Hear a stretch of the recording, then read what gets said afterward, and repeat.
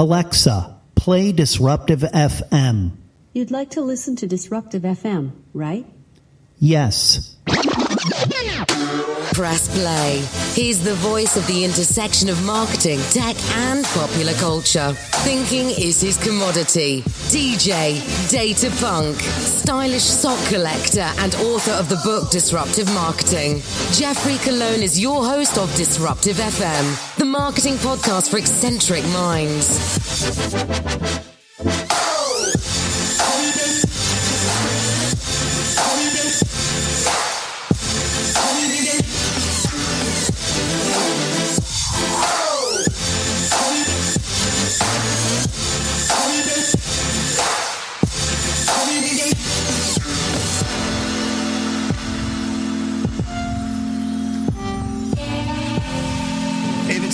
It's another episode of Disruptive FM, the marketing podcast for eccentric minds.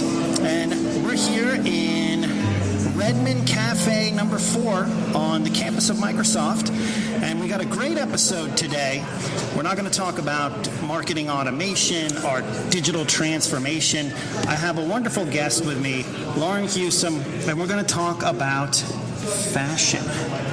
So, Lauren, tell me a little bit more about what you've been up to, a little bit about your background, your blog, which I love to follow, and then we'll get into the delve of where trends might move in 2017 for fashion. Absolutely. Ever since I was a little girl, I used to love fashion and just clothes in general. I guess I really didn't know fashion at a young age.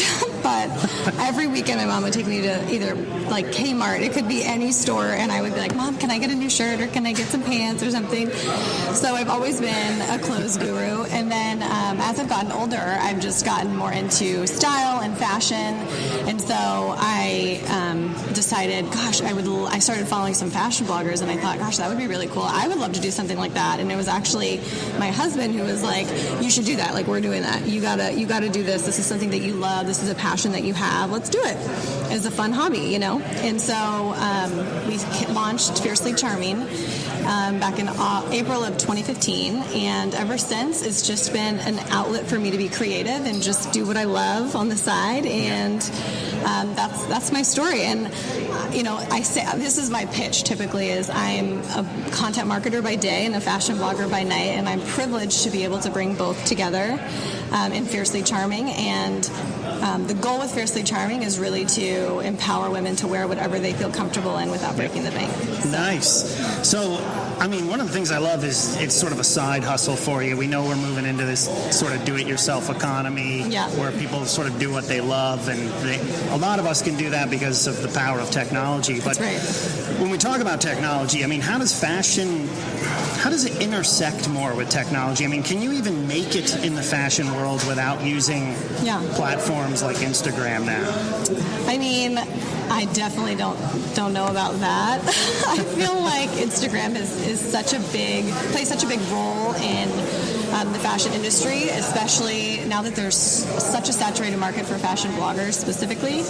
There are thousands of fashion bloggers that have over 500,000 followers, and brands are putting their name behind them to promote their brands. And without Instagram, I don't know how you would promote that. And promote as a channel to promote your blog or whatever your platform would be. So social media specifically is definitely affecting the fashion world. It's already a fast-paced industry, and it's even faster with social media for sure.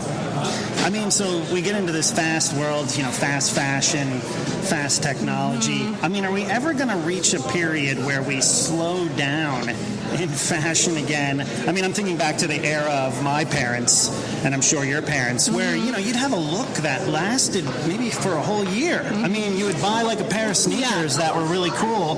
Now it's like I buy a pair of sneakers and they might be out of date by next week. Are we ever going to get back to that maybe slow down period, or is that not the case because of the blogosphere, because of technology? What's your opinion on that? I think it all comes full circle, but I do think there's two realms of fashion. There's fast fashion. There's the Forever 21s of the world where you can get a top for $12, wear it 3 times, and then throw it away.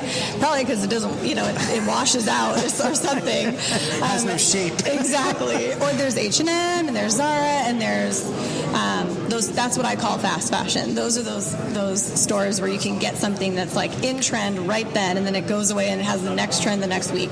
But then I think about, if you look at a lot of the fashion bloggers, every fashion blogger that has more than 5,000 followers, maybe 10,000 followers, has multiple designer handbags, shoes, from Chanel to Saint Laurent to Gucci, and all of those items are classic pieces, and all of those are pieces that you can invest in and have for the rest of your life and use on a day-to-day as a classic piece. And so on Fiercely Charming, I can't afford Chanel's every weekend and Saint Laurent's every weekend, nor am I getting them to send me stuff yet, which would have been awesome, but I don't. And so my whole thought is there's a few pieces that you can invest in that you can have for a really long time. You don't necessarily need to have like 10 don't get me wrong, that'd be great, but you don't need to have 10 handbags that are like that. I think sometimes when you look at these fashion bloggers, it's unrealistic. Like the day-to-day, like me, I can't afford Chanel's every weekend. So it's like, you got to find what your balance is. And that's what I think the fashion bloggers are actually showcasing now, are those classic pieces that you can wear all the time. And it does slow you down a little bit because you're realizing I need nicer investment pieces than the fast fashion all the time. So let's look at 2017, because we're at the beginning of the year. It's still January. Where do you see things going this year, trend-wise, both men and women? What looks do you see being popular? Oh, yeah. What looks do you see not being popular? And of course, fashion is all contextual, so it's always based on what's happening around us. So, weigh in on what are some of the things you think might be big, and what might not be big. So I think there's 5 trends that I'm seeing in 2017. For sure, it's bold stripes. I know that like bold colors and bold stripes, especially with spring coming up for women specifically, that's really popping right now. I think some really cool sneakers, especially for women and men, I would say too. I would span across both. Like the really thick white sole is big in both men and women, and then like there's some suede kicks that you can buy with like some silk shoestrings. I just got that from one of my best friends for her birthday. Like she loves that stuff, and that's not even my style, but that is what's in. Some cool, fun kicks, like wedge heel kicks are really fun. I would say not off the shoulder, but exposed shoulder tops. So kind of showing a little bit of skin and giving that your top a different dynamic and that your garment a different detail. And then also sleeves like bell sleeves that add this, bigger dynamic to your arm. But just maybe you could have a basic shirt that has a fun sleeve. That's big. And I think I'm missing one, but I'll have to think about it. I can't think of it off the top of my head. I know there's another. A lot of really good trends there. Because we always I have to ask a question, I guess, on the tech side, just because you and I work at Microsoft. That's right. I don't see much tech in, I don't see smart clothing yet. I don't see really a lot of tech aesthetic in fashion. Are people really wanting more of a human feel to clothes still? We're not really wanting to move toward things where, it's connected to the internet yet? That's interesting. I think, if I understand your question correctly, like there's an app called Like to Know It. I don't know if you've heard of it. I have. You have? Yes, yeah. Where you can get the clothes in your inbox. I think the human connection, to me, are bloggers. If you think about it, a lot of fashion is not just about clothes, it's about who's wearing it and the person that's wearing it. And so when you start looking at bloggers that you like, you don't even have a relationship. You have a digital relationship, is what I call it, because you're looking at them every day and you read what they write and you think they're an awesome person. They could be terrible, but you love their clothes and that's why you're going to wear them. I think that is the human connection, and being able to get it in your inbox instantly. Like if I like a photo of a blogger's outfit on Instagram, I get an email in like 20 minutes, 10 or 15 minutes maybe, and I can buy anything that she's wearing immediately. So to me, that's where we're at with the whole human connection when it comes to fashion at this point. Now, color. You talk about bright, big stripes, bold colors, etc. Again, going back to the old era, it was, the fashion industry set the color. They would say, hey, beige is going to be big next season. Are we still in that era, or do a lot of people, because of personalization, as you said, and the ability to make smaller batches of clothing, could we just sort of think of colors that we want to off the fly now? Do you think I absolutely think so. But I do think at the end of the day, all of the fashion styles that we see mainstream or on the street are from the runway shows. Like you see all these like ruffles and Fringe was the fifth one that I missed, but those are really big as well, and you see a lot of that on the runway, and you see a lot of the stripes on the runway and off the shoulder tops, and that's what's been mainstreamed down into the Forever 21s of the world, the H&Ms, and even the higher end brands that are also, it's that nautical neutralistic sort of look. That we're absolutely able to see and pick our own. And so the big bold stripes, bold colors, etc. I mean, I see it quite a bit. I mean, footwear, that's the thing that probably changes the quickest.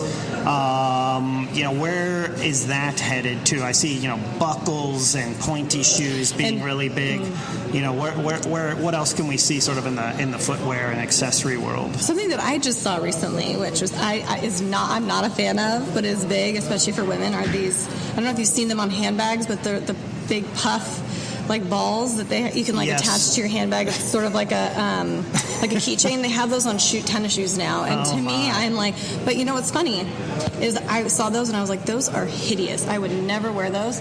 And then one of the fashion bloggers that I follow every single day was wearing them, and I'm like, oh, they're kind of cute. It's terrible, but that's exactly an example of looking at something. But there's pom poms. There's the pom poms as an accessory that you can add to your handbag, which is big. Again, not really my style, but definitely something that is really trending right now. Buckles are definitely big, like the Gucci sort of look with the booties and the buckles, and then the studs. Studs are really big as well. And it's kind of funny because it's all of that is inspired by high-end fashion and designers like Valentino and Gucci, and all of that is kind of going downstream to the DSWs of the world and the Nordis of the world. So now we also look at things in terms of cyclical patterns. A lot of articles recently I read said, the 80s are coming back, the 80s look. And at the same time, I mean, in some respect, I think it's in the early 2000s, the 80s look was popular, so we might even be copying from both eras. Do you think, again, a lot of that inspiration is based on people just remembering the past and saying, hey, this is, we've gone through enough of a cycle, 20 plus years, maybe 30 plus years with some things, this look is interesting, but then they remix it in a way that fits 2017. So what are some 8 things you've seen that might come from that 80s era? Totally. I've seen the wedge, like the whole shoe is a wedge, that whole look, and bell bottoms. I don't know if that's 80s. It's sort of more like it's sort of from the 60s and 70s. I was born in the 80s, so I'm thinking back to the 70s. I'm going to be real honest. And I actually look at more of the 70s style, to be perfectly honest. So I'm going to focus on that for a second. Yeah, showing hair. But bell bottoms was really big in the spring of last year, which I think is coming back as well. Bell bottom pants with the really thick wedge all across your whole foot, which that's also pretty big. Those two, and then also the slip dress, which I know, like the slip dress with patterned long coats. I feel like that's very 70s with like the round sunglasses. Those are very 70s, maybe early 80s. But the slip dress over a long sleeve shirt and some boots, that's how we've evolved it in 2017. You don't just wear it with like a long coat anymore. You you can layer with it and put a long sleeve underneath, add some long jewelry, and then the thick chunky heel as well could be a good add to that. But that's what I've seen so far. So the slip dress, the wedge across the whole heel, and then sunglasses, the big sunglasses that are super round. Those are still coming back, and I feel like that's every summer almost. Yeah, it's funny too because I'll admit, my wife makes me watch really bad reality television, and everyone is wearing big sunglasses again. But I remember that being popular maybe 10 years ago. I mean, big sunglasses but I'm talking majorly big, really big on your face. So it's interesting to sort of see that come back. Yeah, and it always does. I feel like it always comes full circle. It's always like coming in and out, like ruffles and big patterns and things like that are from the 70s. Are definitely, or 80s, and are coming back every year in different seasons. It could be a spring thing, it could be a winter thing, it could be a fall thing, and then it could change. Yes. So, are you seeing? So here's another interesting niche area, which I'm always curious about. Are you seeing more? there was a period of time when people moved away from branding their clothes. Do you think that trend is gone, or do you see that sneaking back in? Because that was a really big thing in the 80s to almost stamp your name on specific things. You see that sneaking in, or no, that's not the case yet? I'm curious. Where they don't brand it? No, where they do brand it, where they are starting to brand it again. Are you seeing that? I mean, I'm just curious. I'm not. No. Okay, so that's interesting, because that's I'm not seeing it either, and I don't think that is necessarily going to come back. Yet, because I still think we're in that era where nobody really wants to, flaunt, hey, this is a specific brand. We're really moving more toward, this is a look that I have. Minus the investment pieces, like those designer pieces, which they're not, I don't think bloggers flaunt it, but you do see them in every photo. You see a Valentino shoe, or you see a Gucci bag, or you see a Saint Laurent bag, and you know what that is. Yes. So I think subtly they're flaunting it. So those they do. But I mean, I still buy clothes at Forever 21. I still go to Zara. This is Zara, you guys, $150 jacket for $40. I also, and it's still on sale. I also, shop at H&M, and I love those styles and those fashions. And I don't care if they're still good brands to me, but I don't even care about the brand. As long as it looks good on me and it fits me well, I'm going to buy it. Yeah. That's with a few of those investment pieces. Like of course. That sort of mix and match. Yeah. So tell me about, besides your blog, where do you get some inspiration from? Who are some bloggers you follow and that our listeners should and viewers should know about? So my favorite blogger, her name is Katie McFarland. Her blog is Chronicles of Frivolity. I know it's a little bit of a mouthful, but I love it. Chronicles of Frivolity. Yes, it's a great name, and she is. I just talk about a digital relationship. Like, I love her. I think she is so cute. Her all the content that she writes. One thing I do love. There's a lot of bloggers that just have a bunch of photos, and that's all you see, and that's great. But I do love content. Yes. I am a content marketer. Yes. That's one of my passions. That's why I work here at Microsoft. But I love reading what people have to say, and so she does think through that, and she's very thoughtful about what she writes about, and so I do love that. But she also has a very 70s style. There's some things, like I said, the pom-pom shoe, that was her. I was like, that is not cute. And then she wore it, and it's darling. So I think that's one. There's Hello Fashion Blog is a big one. Her name is Christine Andrew, and she's a mom. She's very chill. She's the effortless look, where you're kind of like, really, you look so good, and she probably spent like 5 minutes getting ready. But she is so cute. And then the third one I would say is Pink Peonies is her blog, and she's super. I think she has like 850,000 followers. Just crazy. I mean, in a good way. But she was actually the first blogger that I followed. My best friend told me about her, and I was inspired to do a blog because of her, so I have to give her some cred. But she has an awesome wardrobe. She has her whole closet that she showcases, and I think what's really cool is that it's not even just about the fashion, it's also that lifestyle, and that's why there's this people dynamic that has been introduced into the fashion industry, where you want to learn more about that person, and so and you want to be, I hate to say it, but you want to emulate them in a lot of ways, especially in fashion. You know what I mean? Yeah.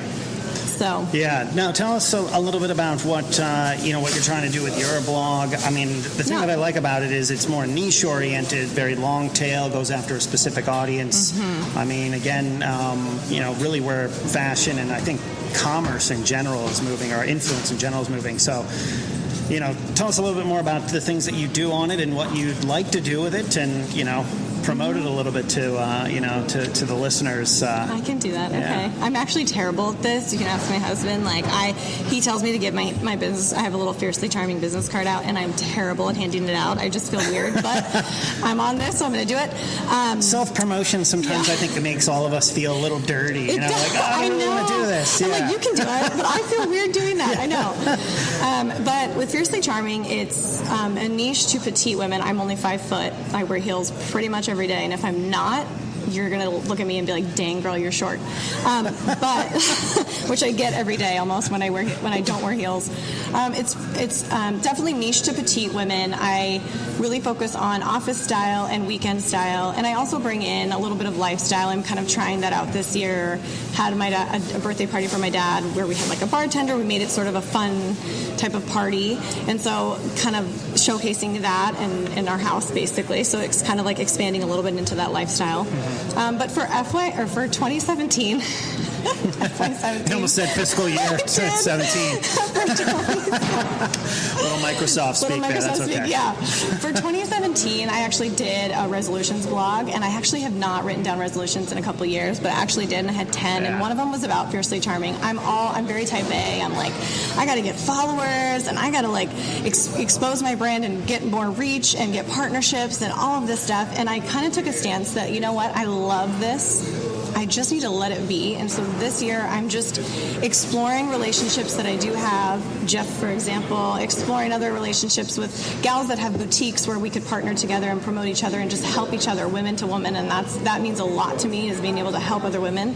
And that's just another mission of our blog. And so I think this year, I'm just trying to have fun with it, be consistent, write good content, and focus on the work. And I feel like everything else will come. And so that's been my resolution. A lot of the pictures on the blog and on your Instagram, are very Pacific Northwest, which I love. Yeah. I mean, obviously that's where we are.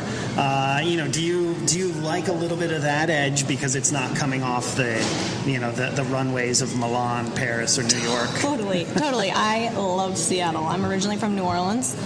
And don't get me wrong, I love New Orleans. It's the best culture I've ever been experienced. Oh, yeah. However, this place is like the most beautiful place. I mean, the air is beautiful, the trees are beautiful, and if I can show that in any of my photos, I'm gonna damn well show it. So I definitely love Seattle and love showcasing that. So yeah, it gives a little bit of a good like nature edge to it. You know what I mean? Yeah. So let's, my final question for you and for the listeners and for those who might be watching, what do you think is the most essential piece everybody should have in their closet, this year? What should they definitely have, and what color should it be in? Oh, wow, that's a good question. The first thing that comes to mind is a handbag. I'm a handbag girl all day long. Let's stop for a second. If my wife, Allison, is listening, just pretend you didn't hear that. Girl, I got you. I got some good ones.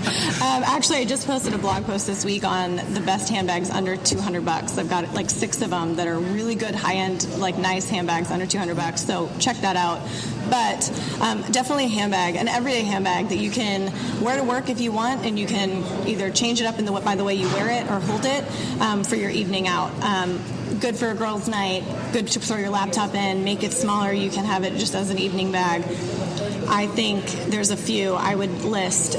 First one, Michael Kors. You can find one that's under $200. Michael Kors has some really nice structured bags that you can fit a laptop in, or you can take it out and go out and have a nice dinner.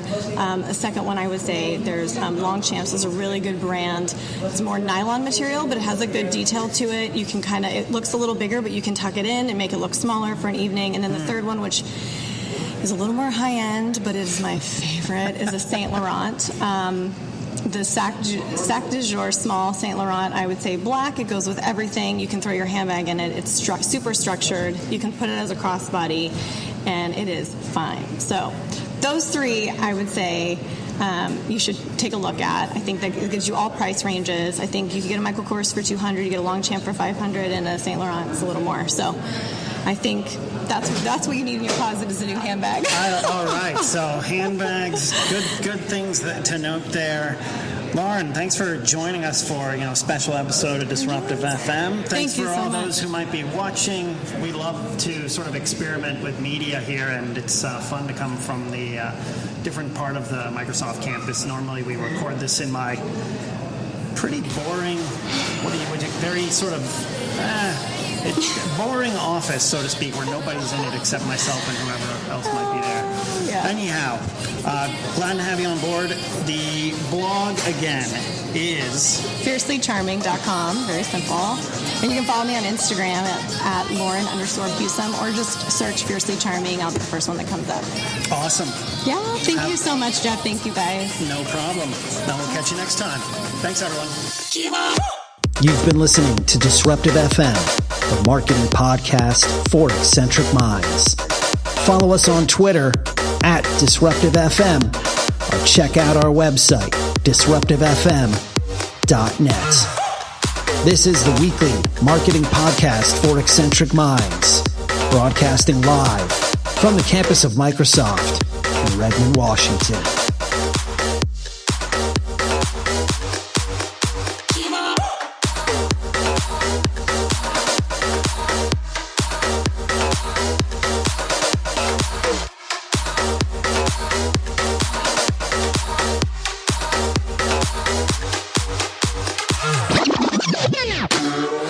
been listening to an episode of Disruptive FM, the marketing podcast for eccentric minds. Remember to subscribe to the show on iTunes. Purchase a copy of Jeffrey's latest book, Disruptive Marketing, on Kindle, hardcover and audio. Signing off from the city of Seattle. Press pause.